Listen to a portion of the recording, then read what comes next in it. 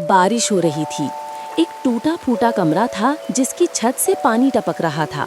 जायरा फर्श पर बैठी थी, भीगे कपड़े, गीली जमीन और हाथों में एक छोटी सी कुरान शरीफ। उसका चेहरा उदास था, पर आंखें गहरी और उम्मीद से भरी थीं।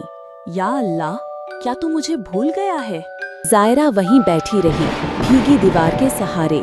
बिजली चमक रही थी। उसके सवाल अब आंखों में थे, मौन पर गूंजते हुए। या अल्लाह, क्या तू मुझे भूल गया है? दादी, क्या अल्लाह मुझसे नाराज है? नहीं बच्ची, अल्लाह नाराज नहीं होता। वो तो हर दुआ का जवाब देता है, बस कभी वक्त लेकर और कभी वसीले से। दादी ने जायरा के पास बैठकर उसका सिर थपकाया। अल्लाह भूख नहीं देता, इंसान बांटता नहीं। हमारी आजमाइश में भी रहमत छुपी होती है। बस सब्र करना सीखो जायरा, सब्र के बाद की राहत सबसे प्यारी होती है। अगली सुबह मस्जिद की अजान गूंज रही थी। जायरा धीरे धीरे चलकर मस्जिद पहुंची। वो एक कोने में बैठ गई और इंतजार करने लगी। क्या अल्लाह मुझसे नाखुश है? नहीं बच्ची, अल्लाह सबसे ज्यादा करीब होता है तन्हा दिलों के। वो दूर नहीं गया, तू ही थक गई आवाज लगाने से। अब बस पुकारना मत छोड़। चंद दिन बीते। मोहल्ले की गलियों में कुछ अजनबी चेहरे दिखाई देने लगे। एक एनजीओ के वॉलंटियर्स खाने के पैकेट बांट रहे थे। भीड़ थी, लेकिन हर चेहरे पर तसल्ली भी थी। जायरा चुपचाप किनारे खड़ी थी, आंखों में हैरानी और दिल में उम्मीद। जायरा ने देखा, हर तरफ तस्बीह की आवाजें थी, लोग शुक्र अदा कर रहे थे। एक पड़ोसी ने उसके हाथ में खाना दिया। जायरा ने पहली बार मुस्कुराने की कोशिश की। सभी लोग लाइन में लगे, कोई भूखा नहीं रहेगा। भीड़ थी, लेकिन हर चेहरे पर तसल्ली भी थी। जायरा चुपचाप किनारे खड़ी थी।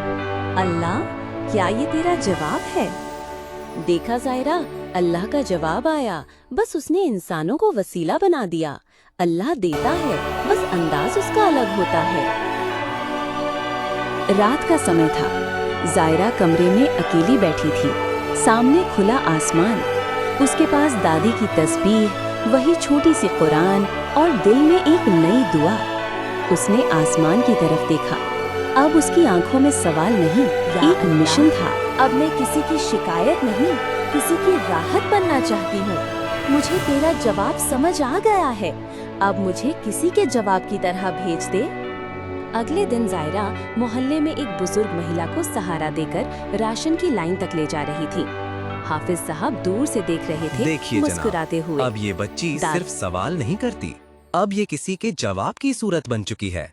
दादी दरवाजे पर बैठी तस्बीह पढ़ रही थी, लेकिन उनकी नजरें जायरा पर थी, फख्र से भरी ही थी।